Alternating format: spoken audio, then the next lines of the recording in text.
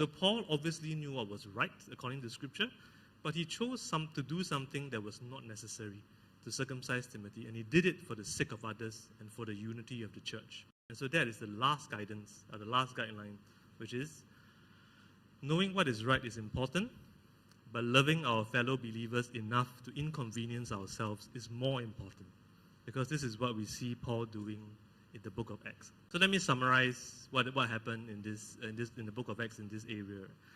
So there was probably very high tensions among Jewish and Gentile believers leading up to the Jerusalem Council.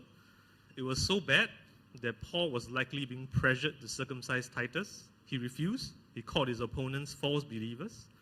The issue was that some Jewish believers were saying that there was a need for Gentile believers to be circumcised and to observe Jewish law. So this council convened.